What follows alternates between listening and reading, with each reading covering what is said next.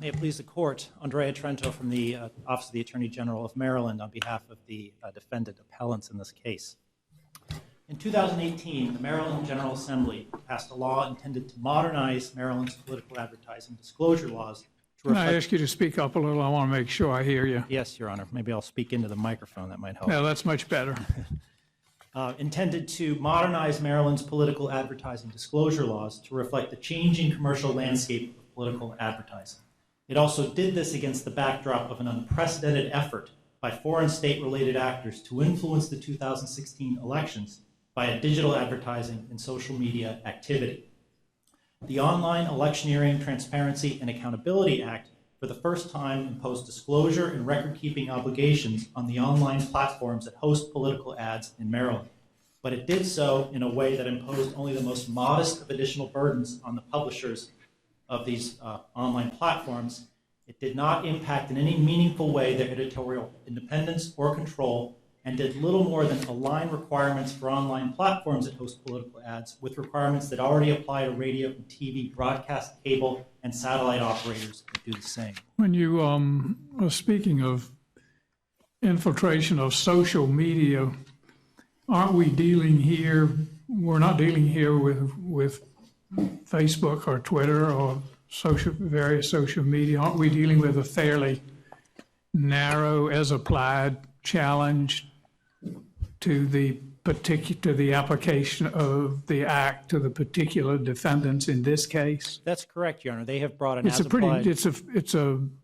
pretty narrow question, isn't it?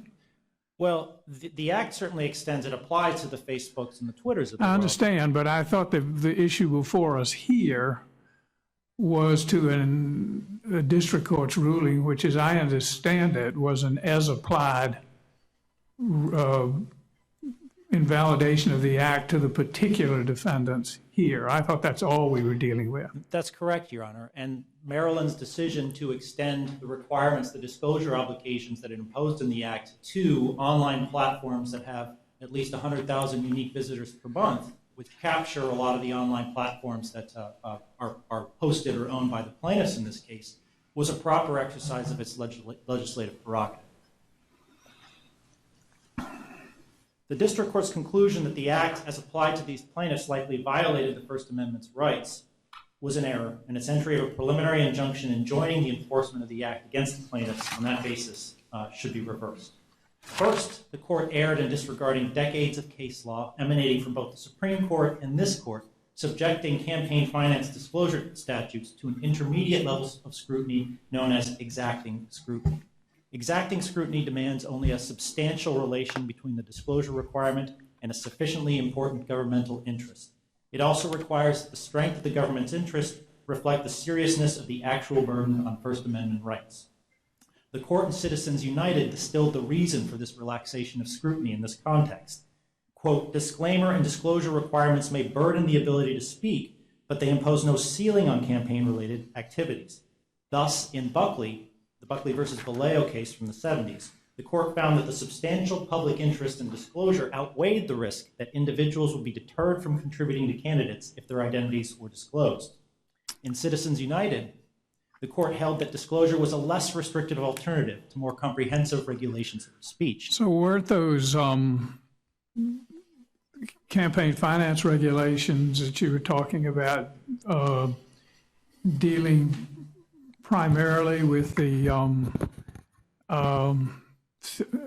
imposition of regulatory burdens upon participants, direct participants in the electoral process, the most obvious direct participants being the candidates themselves and individual and super PAC contributors.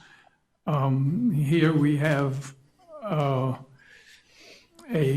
difference, not just in kind, but in concept, because the regulatory burden is being imposed upon neutral third parties who were not themselves participants in the electoral process. That's correct, Your Honor. In Citizens United and Buckley, that was indeed the pattern.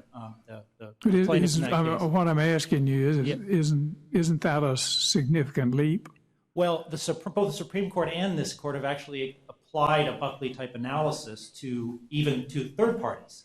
The McConnell versus FEC case is an example of that. Now, it's in part involved McConnell, in part involved a challenge to disclosure regulations imposed on broadcasters who run political ads. Now, the court did not expressly identify the standard of scrutiny that it was applying, but the district court held below that exacting scrutiny, Buckley's exacting scrutiny test applied. Both the broadcaster and McConnell appellees in that case argued that exacting scrutiny should apply to invalidate the law, as it were. And Chief Justice Rehnquist in dissent emphasized that exacting scrutiny should apply to that regulation. All of those actors in that case acknowledged that the standard, Supreme Court's well-accepted standard at that point for evaluating campaign finance disclosure requirements, even when third parties are called on to make the disclosures, was exacting scrutiny. The Doe versus Reed case is another example where disclosure obligations were imposed on a party that did not fall neatly within the pattern, the fact pattern of cases exemplified by the Buckley and the Citizens United case. Doe versus Reed involved disclosures that were required of the state of Washington with regard to petition forms that were submitted by advocates on behalf of a constitutional referendum in the state of Washington. Again, it was I think you're on pretty fair ground with saying exacting scrutiny applies, but that doesn't take you all the way home, does it? Your Honor, no, it doesn't, because as Your Honor is intimating, I believe the district court also found in the alternative that exacting scrutiny was not satisfied in this case. And Your Honor, we believe that was erroneous for several reasons. Well, the district court held that the state interests did not reflect the seriousness of the actual burden on First Amendment rights, right? Well, the court found a burden on First Amendment rights that focused on the competitive, the risk of disclosing competitive pricing information. That was the extent of the court's finding. And risk of disclosing competitive pricing information and the burden imposed by requiring these publishers to the burden of imposed upon the exercise of their editorial judgment. Whether something is intermediate scrutiny or strict scrutiny, in either case, it's heightened scrutiny to burdens imposed upon political speech. And intermediate scrutiny, I mean, that's a difficult bar to clear. Exacting scrutiny is, I mean, strict scrutiny is an impossible bar to clear. Intermediate scrutiny is still a substantial bar to clear. In either case, it's not a deferential bar to clear. And I guess part of the problem I have is that I don't understand what limiting principle there is once we breach the line and say that burdens can be imposed on regulatory burdens of this nature can be imposed on neutral third parties. You could impose all kinds of disclosure requirements, particularly on the internet where space doesn't seem to be much of a limitation.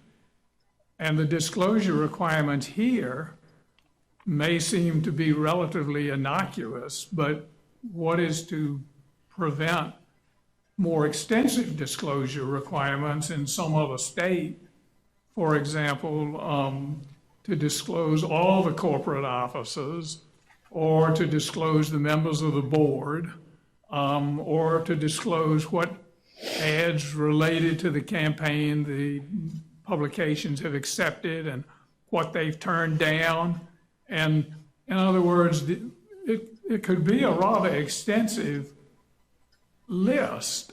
And isn't that a concern? Your Honor, I think the premise of your question answers it. And that's when Your Honor asks that in this case the burdens may seem relatively innocuous. And what limits it going forward? They may seem relatively innocuous. In the next case. Well, what limits it going forward in the next case are the specific burdens that can get imposed in that next case, and an analysis as to whether those burdens realistically impede First Amendment rights. And in this case, Your Honor, Excuse me, Judge Motz had a No, no, no, I just wanted to sort of look at the other side, and that is the state interests. And I wasn't really sure how this furthered state interests, so maybe you can, I just didn't know how effective this was going to be. How does it address foreign interference in elections? well, Your Honor, I think it furthers three state interests. It furthers state interests in providing information to the electorate about who's spending money on behalf of candidates in political elections. That's a state interest that's well accepted. Well, but couldn't the foreign operative just withhold the information? Or give false information? I just don't know how this, gets at the root of that problem. Sure, and I apologize, Your Honor, I was referring to a different interest. There is the interest also of trying to, limit foreign involvement in Maryland elections. And to answer that specific question, Your Honor, if a foreign actor tries to evade the requirements of the statute, under the statute, the person placing a qualifying ad is required to give notice to the publisher that they're placing an ad that is triggered or is subject to the regulations of the statute. If a foreign malicious actor who wants to do bad things fails to give that notice in an attempt to evade the Act's requirements, what's going to happen is there is going to be on the website a conspicuous absence of the information required to be disclosed. In other words, a visitor to the website would see the ad and would not find corresponding information about the ad, the information that the online platform would have otherwise been required to disclose. But they still have the ad, right? Well, you still have the ad, but then the statute provides regulatory mechanisms for the State Board of Elections and or the Attorney To go after the foreign actor. to go after, well, to See, have I used the to ad, represent that Board of Elections. to have the ad removed. The foreign actor is largely going to be, if it's a foreign actor, there's only so much the state of Maryland's going to be able to do. Indeed. But what we can do, what the state of Maryland is trying to do, is to stop the influencing by foreign actors of Maryland's elections. But And you're this is- trying to stop it with a regulation of political speech, which is the core of our democracy. And here, the speech that is most treasured in our democracy is singled out for rather unique burdens. And it seems to turn the First Amendment on its head, because the content-based regulation of political speech has always been disfavored. And here you're saying, well, we should allow it. And by requiring these disclosures, don't we run some risk of turning the publishers into the mouthpiece for the state? You said you might think that these are innocuous impositions, but I don't, again, see the limiting principle, and I wonder the danger with compelled speech, which the Supreme Court has been very sensitive about, is that you turn the regulated party into a mouthpiece for the state. I mean, that is a very significant step to take in terms of granting the state of Maryland or any state authority over political speech. And I just wonder whether we want political speech restricted to that extent. It seems to me this is a very significant leap. I want to go back before you answer that question. I want you to answer it. But I don't think these parties are characterized properly by referring to them as neutral. They have chosen to accept political advertisements. Is that correct? That's correct, Your Honor. They have chosen to accept. That's something other than neutral. They've chosen to, among the advertisements that they run, they've chosen to accept political advertisements. In that sense, there is an argument that they are participating in the marketplace for the political speech marketplace. In a way, they're trying to have it both ways. They're suggesting that they're just these innocuous third parties, and that they shouldn't be required to impose are required to comply with disclosure obligations when they're not the ones doing the speaking. But at the same time, they're complaining that their editorial judgment and independence is being compromised by these regulations that are imposed on them. And I think they can't have it both ways. But to get to Judge Wilkinson, your point about compelled speech and content-based regulation, all campaign finance disclosure requirements are content-based. It's all geared towards, if you're going to speak on these particular subjects in this particular manner, and you're going to spend money for that, you need to make these certain disclosures. And so I don't believe that this is the leap that Your Honor is concerned about, because it's already the kind of regulation that's imposed on other third parties like broadcasters, like radio broadcasters, like cable TV. In fact, this court, in the Adventure Communications case from 1999 that we cite in our brief, Adventure Communications versus the Kentucky Registry of Elections, the court found that under any level of scrutiny, obligations of broadcasters to submit to Kentucky's regulator the same file that they submit to the FCC containing the political disclosures But were satisfied. why would the publishers compromise their position under the First Amendment by deciding to accept political ads? I mean, that's one of the things that they do.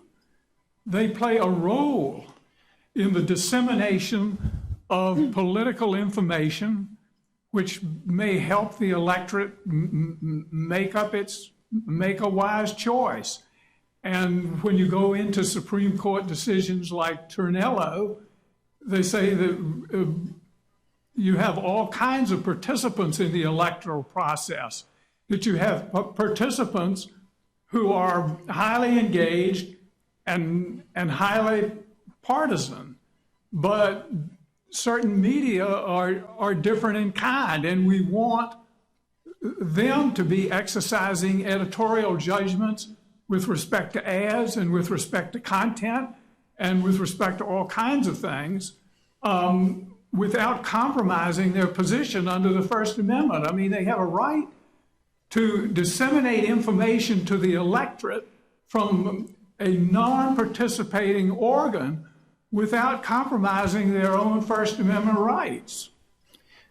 Your Honor, we agree with their right to disseminate under the First Amendment this kind of information. But we think this case is just like the SEC versus, I can't remember the name of the defendant, but it's a D.C. Circuit case from 1988 where the court upheld requirements imposed by the SEC that when a news magazine that covers the securities industry receives consideration for something that it publishes from an entity in the industry that it's covering, it should be required to, it should disclose the fact that it is receiving consideration for that.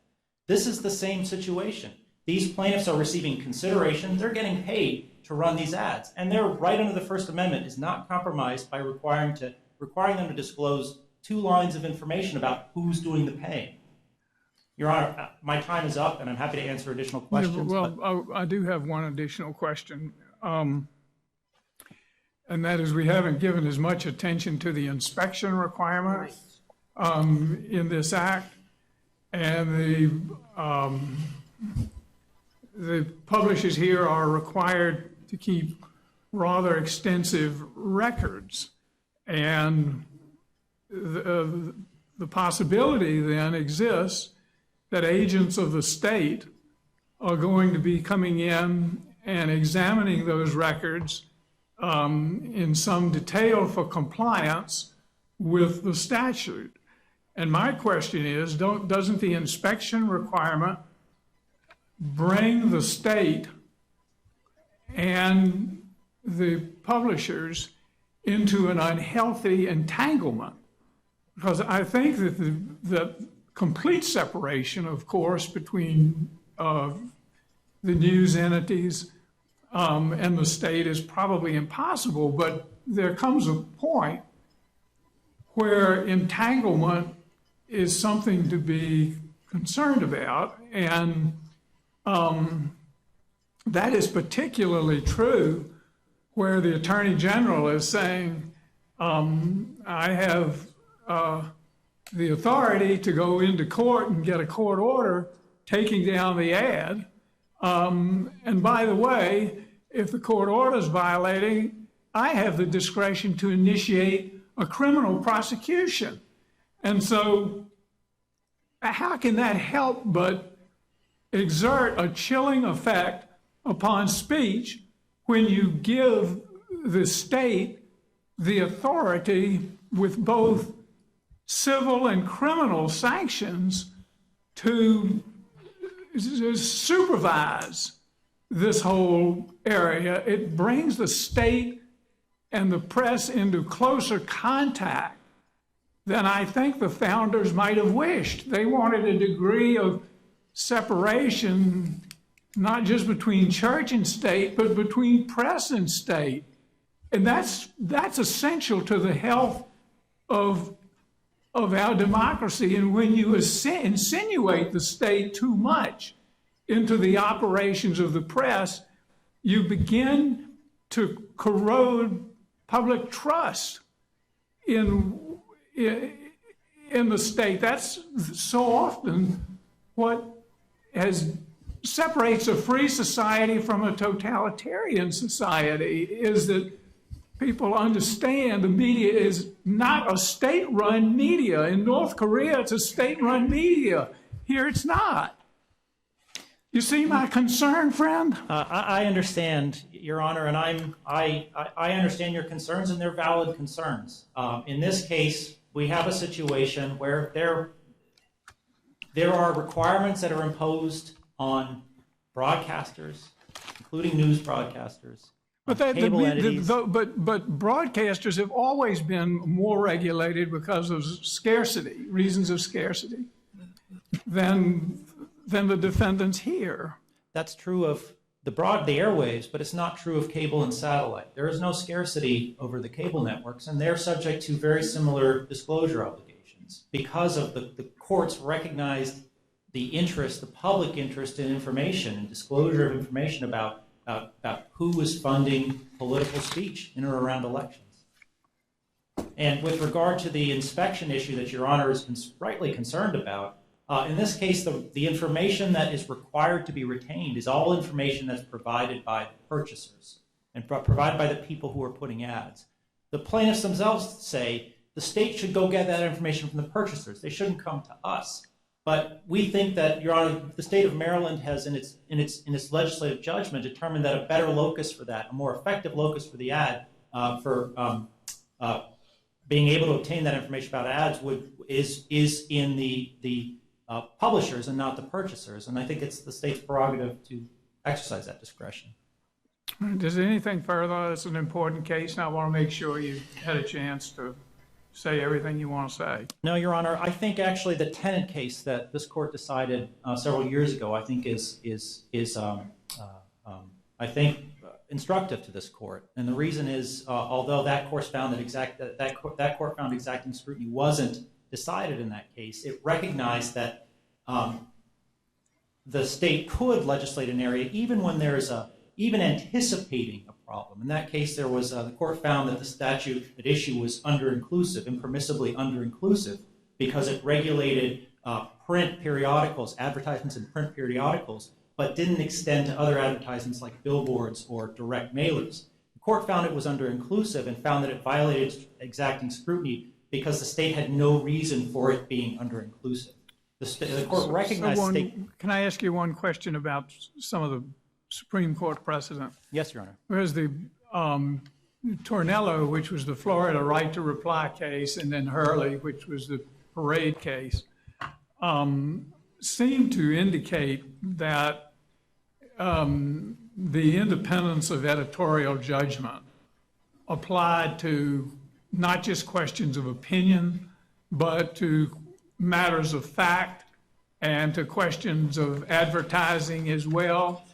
And so those are two significant Supreme Court precedents which appeared, at least in my reading, to say that indicate that there's a broad scope to editorial judgment, and that it does extend to advertising and to fact.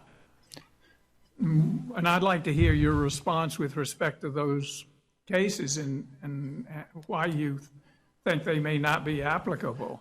Your Honor, if I guess my response to something like Tornello would be under both the Tornello case and the SEC versus Wall Street Publishing Institute case I cited earlier, and that's 851 F. 2nd 365. If a publisher decided to run an editorial only because it was being paid to run that editorial about political issues, about anything it wanted, I think the state could reasonably require disclosure of a notice that it was being paid to do that. And so I think what we have here are advertisements, which are by their nature being the publishers being paid to run those. Well, the Supreme Court was aware of that very fact, and yet it's said in the opinions that the editorial judgment even ran to advertisements, though advertisements are by their nature being paid. I mean, that's... So how do you address that? Well, I guess, Your Honor, it's the question of what's being asked to be disclosed here. It's just information about the advertisement that editorially and in their judgment they have already decided to run. It's information about who paid for the editorial or for the advertisement and how much they paid for it. And that's the extent of it. And Okay, well, let me ask you a question that Justice Souter always asks people. You probably have heard this, not Justice Souter. But sort of how does this write then? Because if we went your way, how would we square it with what the Supreme Court has said in those other cases about advertisements? Your Honor, and their protection. You would square it by likening the disclosure obligations here to disclosure obligations that have been long upheld by the Supreme Court and indeed this court in the campaign finance realm. And it provides, I think, a very suitable way to distinguish it from cases like Tornillo, which I think on its face, too, involves providing somebody, an actor in the political sphere, a right to editorially reply to an opinion expressed previously in a newspaper. And I think that's just fundamentally a different question than what we have here. But would we be saying, oh, and by the way, your editorial discretion doesn't apply when it comes to political speech of all things, which is, in fact, the very thing you might think that an editorial discretion would apply to is something as central to the functioning of our democracy as political speech. And to say that the editorial discretion doesn't apply to a form of political speech, isn't that a significant step? I mean, I appreciate the dialogue, but I would like answers to these questions. Your Honor, I'm afraid maybe we're at a point where it's going to be hard for you and I to convince each other. But I think the editorial discretion of the publishers, the state of Maryland does not intend to interfere with that. They can choose to run these ads. They can choose not to run these ads. The issue is if they decide in their discretion to run certain political ads, they just need to include a disclosure about who paid for the ad and for how much. But didn't the Carroll County Times cease to run the political ads because the political ads came with a burden that other ads didn't? In other words, if political speech is uniquely disfavored and you have to accept a burden with respect to political speech that you don't have to accept with other ads that would be equally, if not more, remunerative, wouldn't papers, and especially smaller papers, say, well, look, I'm not going to court all these regulatory requirements and inspection requirements and the rest. I'm just going to cease running political ads and start running the kind of ads that don't come along with this kind of law. And then isn't there a diminution of the political speech that reaches the electorate? And wouldn't that raise an eyebrow or two at the Supreme Court? Your Honor, if a handful of newspapers were to make that determination, now we in our papers, I don't want to belabor this, I'm already well over my time, and I don't want to take the court's That's all right. here. It's our fault, not yours. My fault. We don't agree that the burden is as oppressive as the plaintiff suggests. Is there anything in this record about anybody being burdened? I mean, any evidence? In the record itself, there are declarations submitted by the representatives of some of the plaintiff properties that basically purport to identify the reasons for why it would be burdensome. In our papers, we explain why we don't think those should be credited. We think that the district court was wrong to credit them. We don't think, for instance, that there is a competitive risk of disclosing pricing information imposed by these disclosure obligations, because they're only required to disclose the amount paid. And the amount paid is not something that tells you how much something costs. Do we have any evidence that foreign operatives actually ran these kinds of political ads in these papers that would be governed by this regulation? There's evidence that foreign operatives used ad networks. Yes, Ad but networks, I remember and the same ad networks also place ads on the plaintiff properties. But there's no direct evidence Right. that a foreign ad ran on one of the plaintiffs. And I have another quick question. Yes, Your Honor. Is this statute been copied in other states, or did Maryland statute copy another state? Is this some movement? I can't speak to the drafting process in Maryland as to what they used to And you don't put the act know of other together. states that have similar There statute? are other states Yeah. that are regulating in this area. New York State has I don't know what state's legislation But you is, don't know how close it is to this, or the statute? You don't know how close it is to this statute? There are some differences that the plaintiffs have identified between New York, the New York effort, and Maryland's effort. I know Washington has also moved in this space, and the federal, I think the House of Representatives Right. has passed the Honest Ads Act, which is something that attempts to address similar issues at the federal level. And these two would be subject to some of the same concerns, Judge Wilkinson, that you've raised about, constitutionality of compelling speech and so on. Well, I want to say that I appreciate your argument very much, and you reserved some time for rebuttal. Thank you, Your Honor. Mr. Berlin? Mr. Berlin, one thing I want to ask you is whether there is a First Amendment interest on both sides of this case, because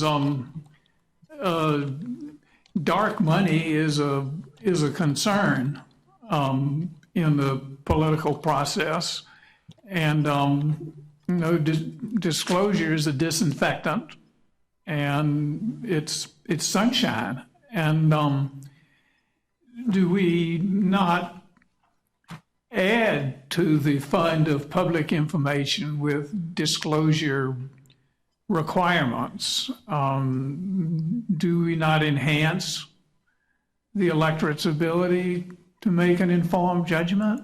The more we know about the provenance of advertisements? Well, that's addressed in this statute in really two ways that don't involve platforms like my clients. So the first is that in the ad itself, and this has been one of the things that this statute did, was made clear that this applied to online ads, is that in the ad itself, it has to say who the ad comes from, right? It has an authority line, and that's a separate requirement of the statute. So that interest is served by this act without bothering the newspapers and their websites and other platforms. And the second is that participants in the political process, campaigns, donors, those making independent expenditures, have to disclose their expenditures to this State Board of Election, which has a very robust website. There are about 30 pages from that website, which we used as demonstratives. But people don't always go to another website to get information. It's always best if the information comes packaged together. Well, it's not packaged together under this statute, right? So this statute doesn't require. There's a 48-hour requirement. Or, Well, A, there's a 48-hour time lag, and B, it does not require anywhere in the statute that what the newspaper or website is supposed to say about the ad has to be with the ad. It simply says it has to be let's on suppose the there was internet. such a requirement that the disclosure be with the ad. Would that resolve your objections? Well, that would resolve just that piece of it. In other words, that would actually do what Your Honor is suggesting, which this statute doesn't do. But if it did that, it is essentially duplicating a requirement that the ad have in its text, the authority line, as opposed to some separate thing that's, in your hypothetical, somewhat more adjacent to the ad. But that right there is one of the reasons why this act doesn't satisfy either level of scrutiny, because it's one of the stated But purposes. in other words, Maryland's campaign finance law can require the complete package from the participant. From the participant, is exactly right. So it's getting this information, so the things that it wants to come and inspect us for, it has that information and it publishes that information, and it's easy to use. So you're saying the public can get the same information by traditional campaign finance regulation?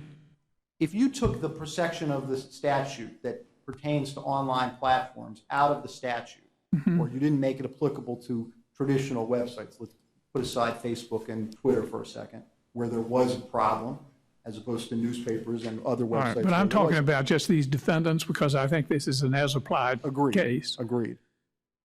But you're saying that the same information can reach the public by having the burden imposed not upon a neutral third party, but upon the purchaser rather than the publisher of the ad. Right, in two ways. One is, we're going to put in the ad who paid for the ad. This ad comes from.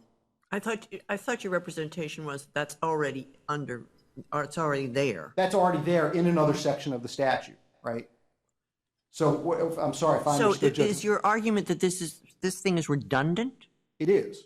Well, but that's not a constitutional challenge, and you're saying that they're already giving up I don't get, there's no additional information, it's just where it comes from that is different? Is that what you're saying? No, I'm sorry, I think we're having a misunderstanding. Yes, failure to communicate, as Paul Newman said. So the statute, without the section that deals with online platforms, already requires the political advertiser, if they place an ad, to put in the body of the ad who paid for the ad. Right. So making the website publish again in some other location, that same information is duplicative, right? Number one. Number two, the other way that the public gets that information is that the campaign or other political speaker is required already, again, separate from the section that's at issue here, to report that information directly to the State Board of Elections to put it on the State Board's website. So the public gets that information in two other ways. One is in the body of the ad, and the second is from the State Board of Elections website. The state is basically saying, we want to co-opt other parts of the newspaper's website to basically do that a third way, which is, in fact, belts and suspenders. You have to have some reasonable fit, and whether it's exacting scrutiny, and certainly you have to have the best fit if it's strict scrutiny, and either way, if you are, well, let me put it to you this way, as I think the Third Circuit put it in the ACLU versus McCasey case, if you are doing both belts and suspenders, you don't, if you go to your tailor and what comes back requires both a belt and suspenders, you don't have that narrow tailoring. You have something that is far afield from that. And that's just speaking to the transparency piece of, so Mr. Trento has articulated essentially two aims of the statute. One is we have to give additional information to voters, which is what I think you, Your Honor, Judge Wilkinson, were getting at, which is the right to receive information if you are a voter. And the second, and Judge Motz, you asked about the effectiveness of this, is an interest in policing Russian interference. And there you have a complete mismatch in the statute. You have a statute that, you have a problem that basically came from unpaid posts, and you have a statute that regulates paid posts. You have a problem that was concentrated in social media platforms like Facebook and Twitter, and here you have a statute that regulates all websites, big and small.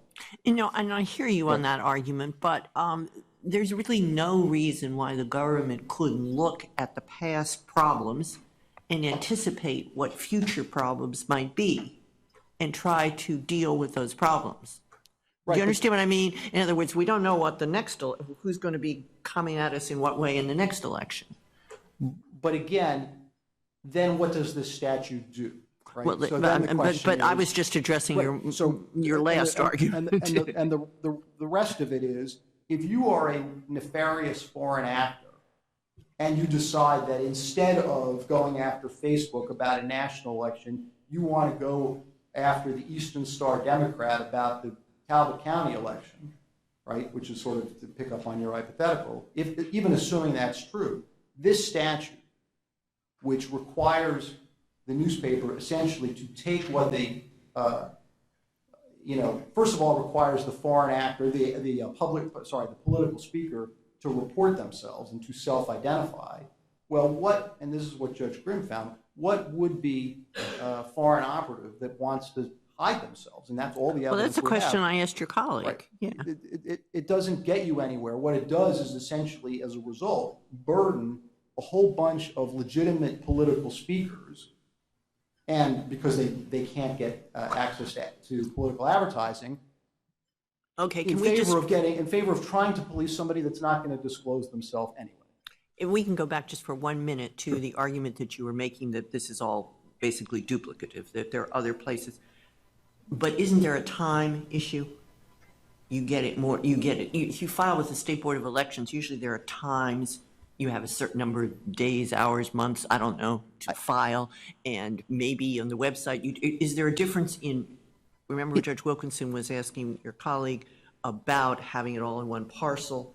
Is that the difference? I mean, is that a difference? It is under the current regime, but there's no reason why, if the state is going to require the political speaker to disclose it promptly to the website, that they can't similarly require the political speaker to disclose it promptly to the State Board of Elections, right? And if you're looking for what is the justification for intruding But your upon whole argument is not the nature of the burden so much as on whom the particular burden is imposed. It's not what burden is imposed, what regulatory burden is imposed, but on whom it may be constitutionally imposed. It's really both, but it's the latter that's the principal thrust. Right, of the but argument. you wandered into the former when talking about you had all these other ways to do the same thing. But, as I understand it, the gist and thrust of your objection is not so much that these particular requirements are unduly onerous, it's the fact of on whom they are applied that opens up a whole new gateway of regulation that is potentially very destructive to First Amendment principles. Is that right? It's really, I hate to give the lawyer's answer, but the answer is both, right? So the harm of this, and the declarations in the record on this are uncontroversial. We have a bunch of publishers. You're saying it's intrinsically burdensome.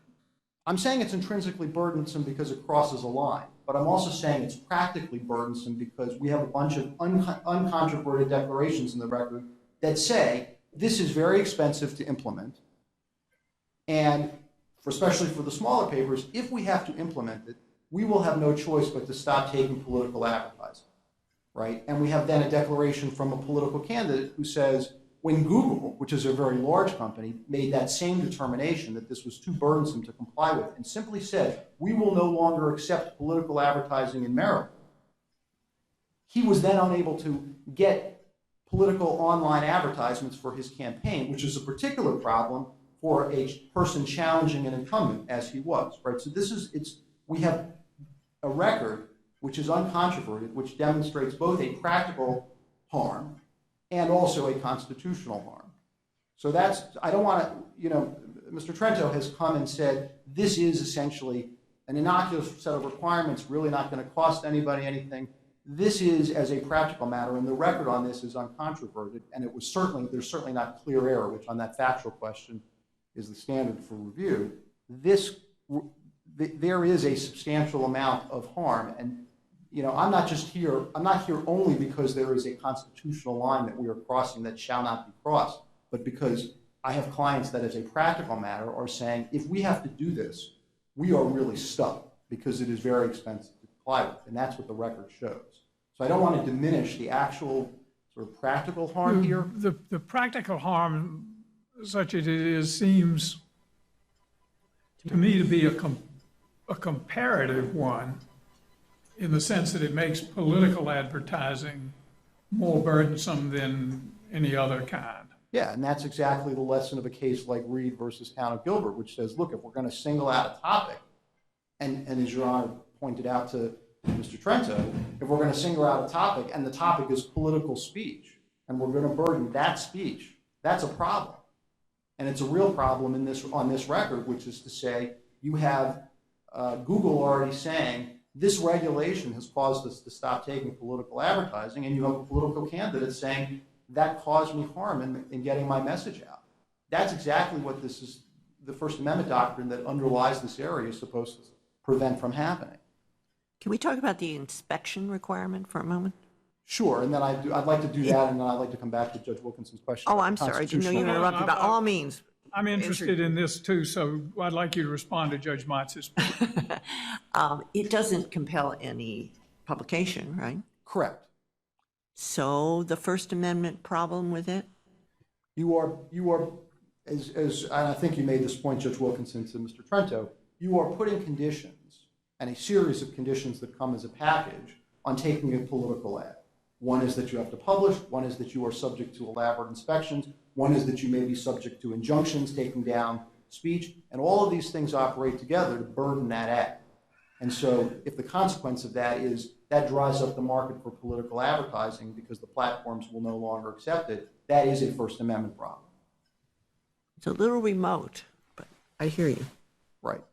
I mean, and that's what And I didn't really, there wasn't much argument by either party that at least I ascertained about the inspection requirement. Right. And as a matter of expense, that's the part that's actually the most complicated about this statute because it requires gathering a bunch of data that they don't otherwise gather together.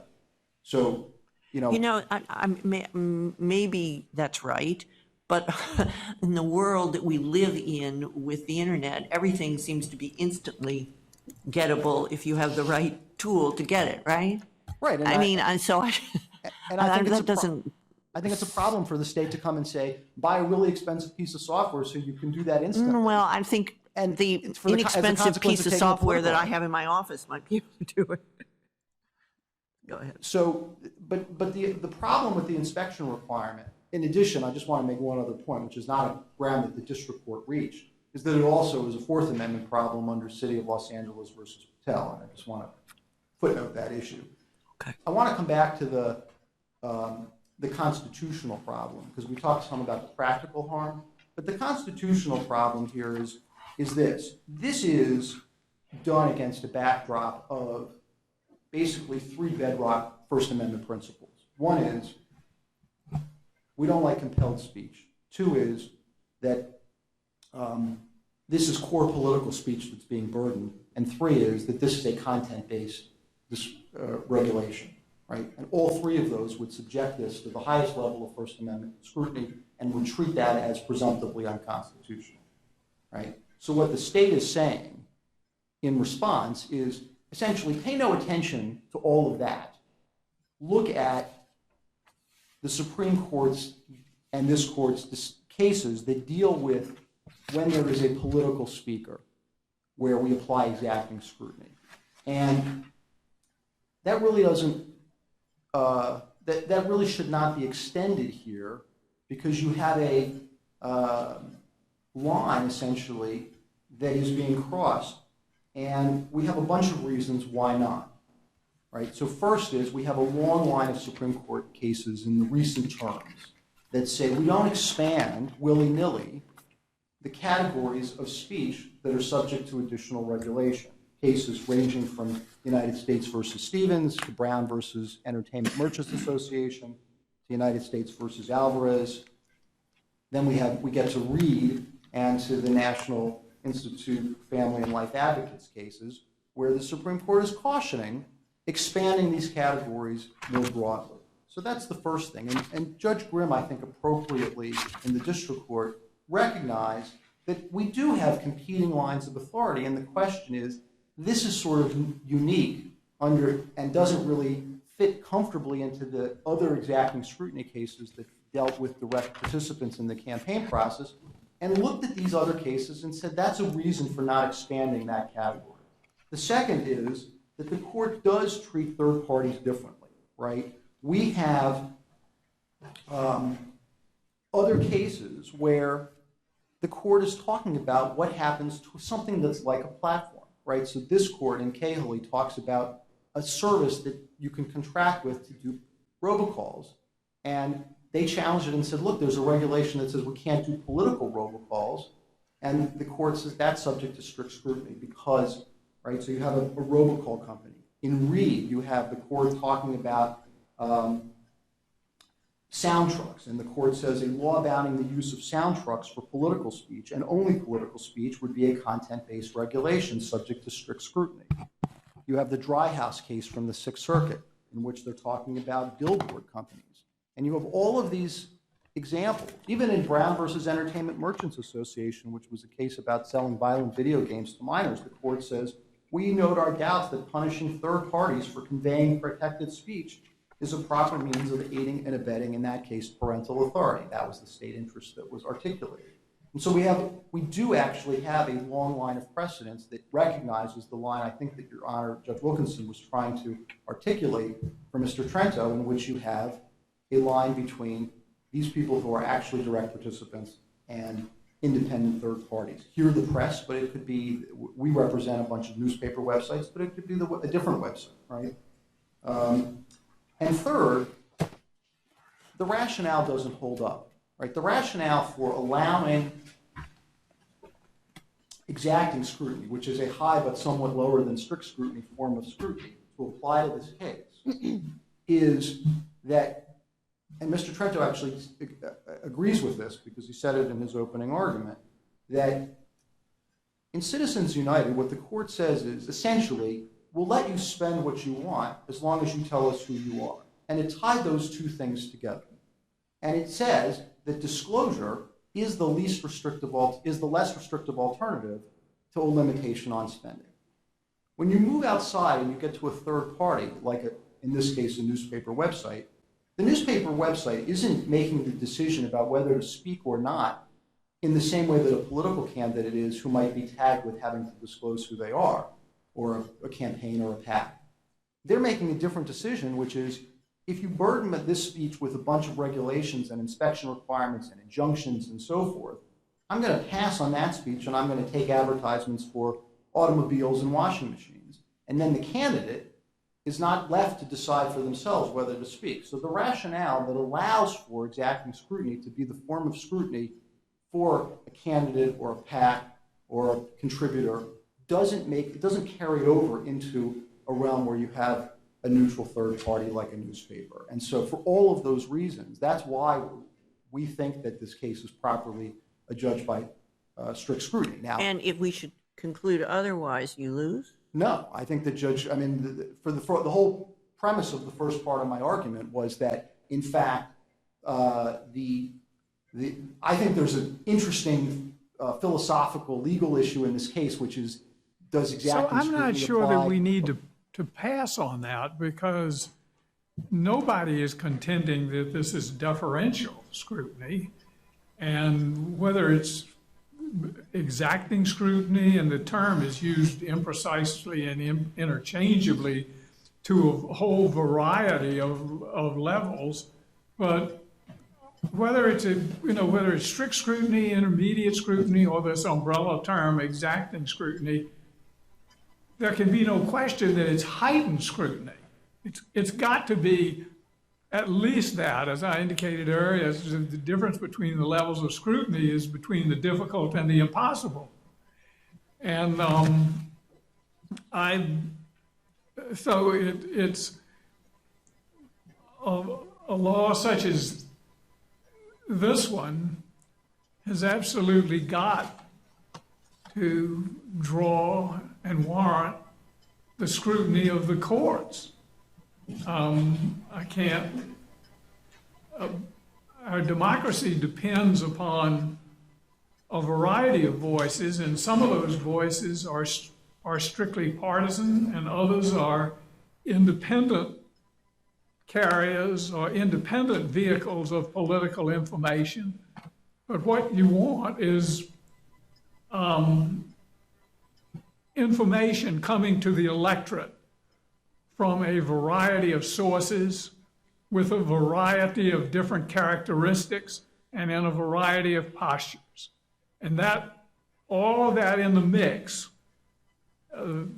helps to create the foundation for an informed electoral decision. When you compromise any of those organs that contribute to information in our election by changing its nature or by bringing the state into closer contact with them, you begin to distort democratic process.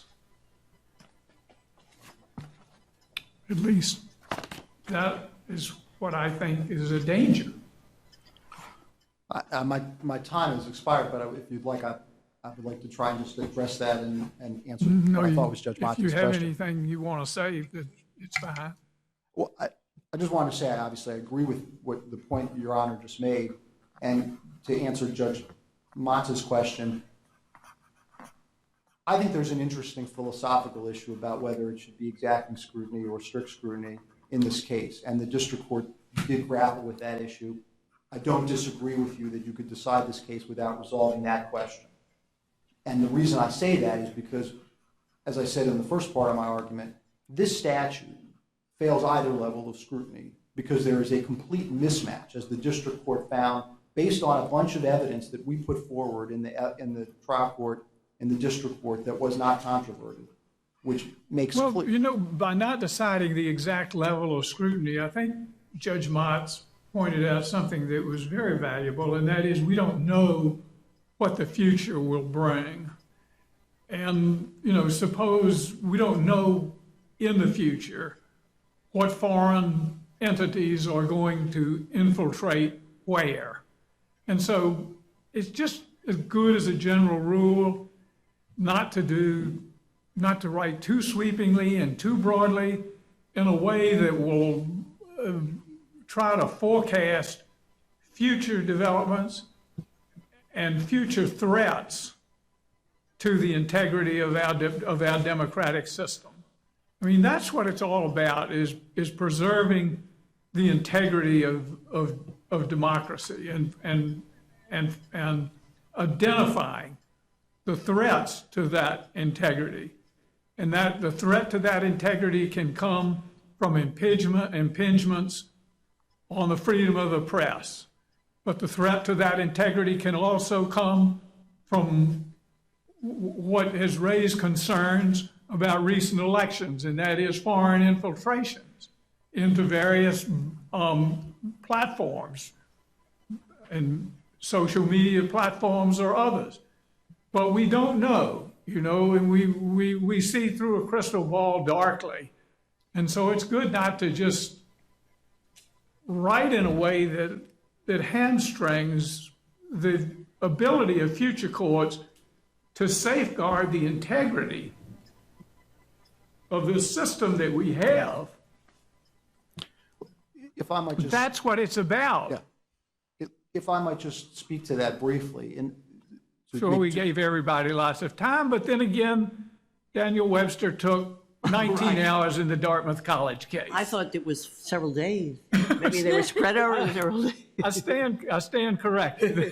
I think Mr. Trento and I will both try and beat that record, so we'll stipulate to that. Which way? I just want to. Well, I'm comparing both of you to Daniel Webster, not just one.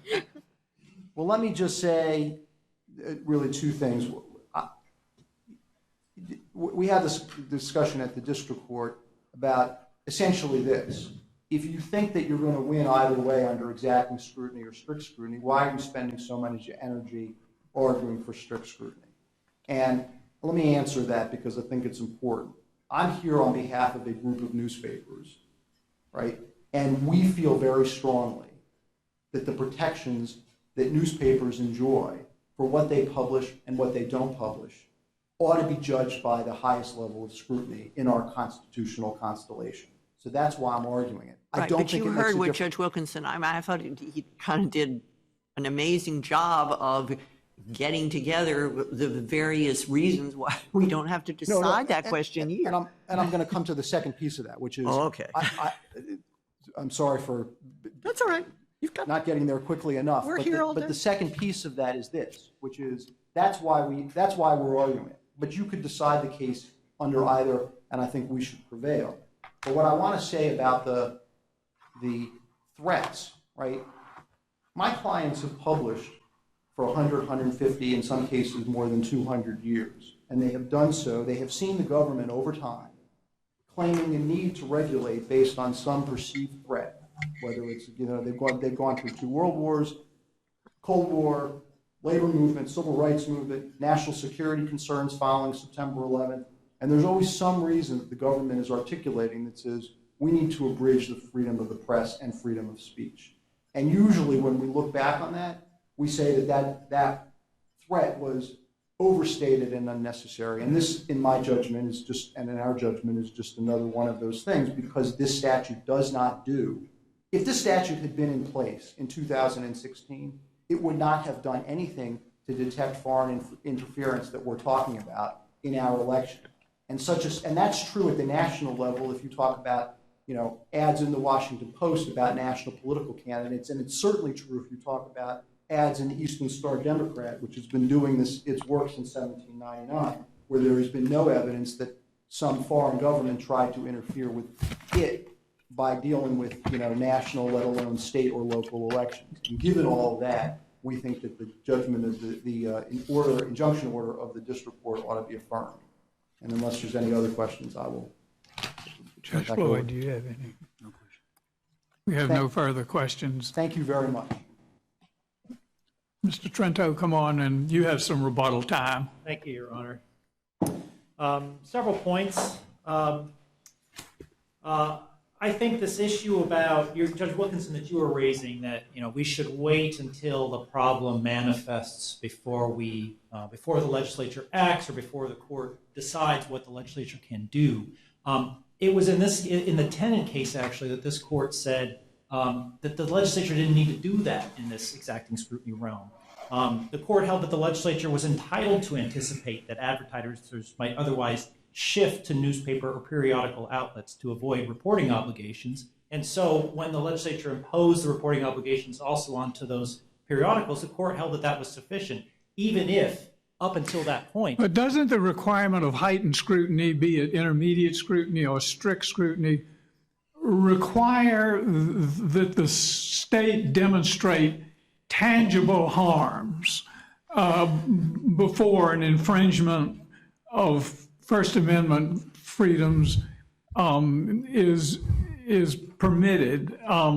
There may be a limit to the ability of the state to act prophylactically on the basis of speculative harms, because that opens the door to a wide variety of regulation. But this whole requirement that there be either a substantial state interest or a compelling state interest, depending upon the tier of scrutiny, at least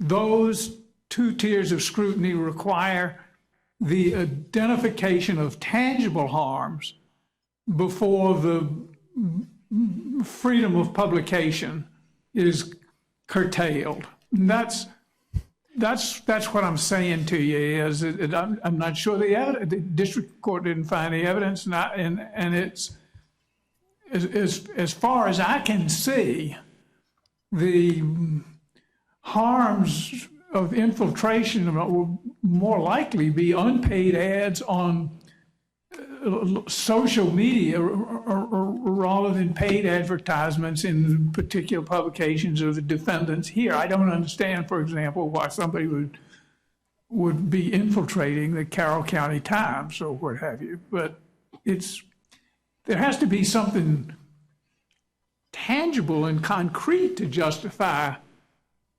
curtailing this freedom, don't you think? I agree, Your Honor. And in this case, the exacting scrutiny test requires an important or a substantial government interest, and it requires a fit between the burden imposed. The burden imposed can't be so great when compared to the interest. And in this case, there are several interests. The foreign infiltration is one that I know the plaintiffs focus on, the district court certainly focused on. But under the exacting scrutiny test, the mere provision of information to the electorate in a way that reflects the changing political advertising landscape. Things for some time now have been moving online, and this law provides even readers of the Carroll County Times a place to see the ads that are run in the Carroll County Times, at least the ads that are directly placed in the Carroll County Times, and to understand who's paying for them. Well, on that point, I'm sorry to interrupt you, Sure. but your colleague has spent a fair amount of time talking about you get this in, this is all redundant. The public can find this information out easily otherwise. So what do you have to say about that? Well, several things. First of all, it's not redundant just as a matter of what is currently required to be disclosed. There's I timing think issue he that was you're- saying other provisions of the statute. So the authority line, I think, is what he was referring to. That was one of the Each things, ad yeah. has an authority line that identifies the treasurer of the Right, committee right. that sponsors the ad. What the disclosure obligations imposed by this statute do is they add several bits of information to that. The first is they tell you how much is being paid for each individual one. You don't necessarily get that even from campaign finance filings on the state board, much less on the face of the ad. So it's not just a timing thing. See, I thought that the problem was that you weren't getting all this information in a timely manner, but you're just not getting some of it, is what The you're timing saying. is certainly one component of it, but it's also a substantive. The information isn't always there. The other disclosure about the identities of the persons paying for the ad is if it's not a political committee, the disclosure needs to include who purchased the ad and any persons who are controlling that person. So if there's a board of directors of an organization that's not a political committee that has spent money on the ad, the purchaser is required to make that disclosure to the publisher, and the publisher is then required to include that in the disclosure that includes that it runs on the online platform. So that itself too is something that is not currently embodied by the statute. But doesn't that give you another problem? I mean, if you have a board of directors, you have to list all the directors? Well, I couldn't say, maybe board of directors is an example. It's just the persons with decision-making control over the purchase, over the individual making the purchase. And so what that does is it sheds light on if there is an individual purchasing the ad, if there's somebody behind that individual who is funding the effort, making the decisions for the organization that the individual on behalf of which is purchasing, then the public should be entitled to see that. And that's something that this statute, again, tries to shed light on. But couldn't you get so much of what you want to get by, we come back in a sense to where we started, and couldn't you get so much of what you want to get by regulating the participants in the political process directly? That's what we're doing here, Your Honor. We are this gets to the point that my colleague made about the burden. He says these declarations are uncontroverted with regard to the burden. They He have does to say that, purchase you're right. software. They have to collect all this information they don't normally collect. The statute requires all of the information that they're required to disclose and retain.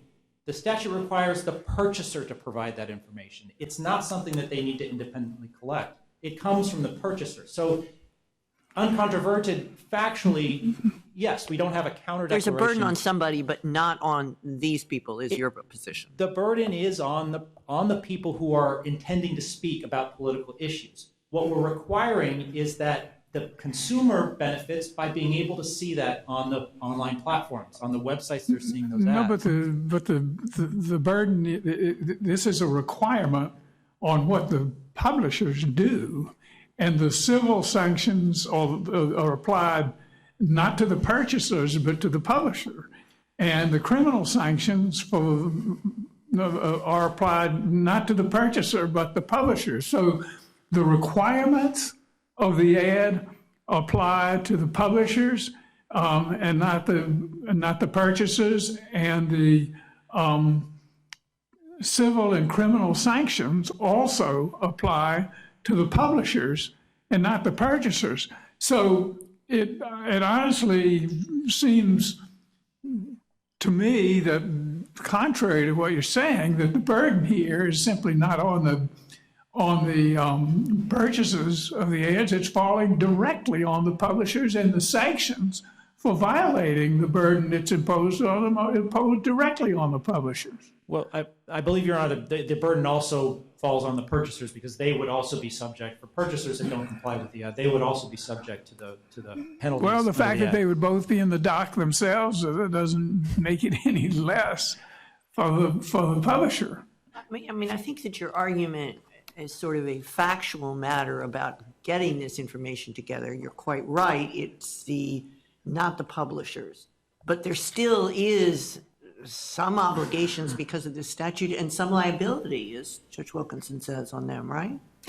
There is some liability on them. If an ad is run that, and again, they can rely on good faith on the information provided by the purchasers. If an ad is run that, for whatever reason, isn't complying with the requirements of the statute, the Attorney General has authority to seek injunctive relief. What would probably happen is we'd say, hey, WashingtonPost.com, you've got an ad on there that doesn't comply, can you take it down? The Attorney General can go into court and get a court order and pull the ad down. Isn't that threat of the Attorney General seeking a court order that would pull the ad down, is that not an interference with and a burden upon the publisher? How can that not? And it's the publisher that can be hauled into criminal court for violating the Attorney General's order about the court order for pulling the ad down. These are burdens on publishers. There may be burdens on purchasers too, but the fact that there may be burdens on purchasers to supply certain information doesn't mean there aren't burdens on publishers to print the information and include the information and face the sanctions for not doing so. In other words, these are not mutually exclusive burdens. It isn't a fact that the burden on one absolves the burden on the other. It can be burdensome to both. I mean, isn't that a fair characterization of the statute? I will not stand here and say that there is zero civil burden on the publishers. But in fairness, you were responding to my question about what your colleague said about gathering the information. You said to me, look, that's not on the people that are defendants here. But Judge Wilkinson makes a fair point, about which you are not disagreeing, I don't think. No, right? I mean, look, I'm not going to stand here and say there's zero burden on the publishers. And the publishers have an obligation to produce the information, disclose the information that's provided by the purchasers. And if they just choose not to, then they are subject to a court order from the Attorney General, who's going to, and the court order is to countermand their discretion and pull the ad down. Well, again, this is a space. We're talking about, information, disclosure information about who's paying for campaign finance related disclosure on information. That there's a well-established history that the government is free to regulate to a greater extent in this area. Would it be fair to say that what this is all about is just a virtual record book?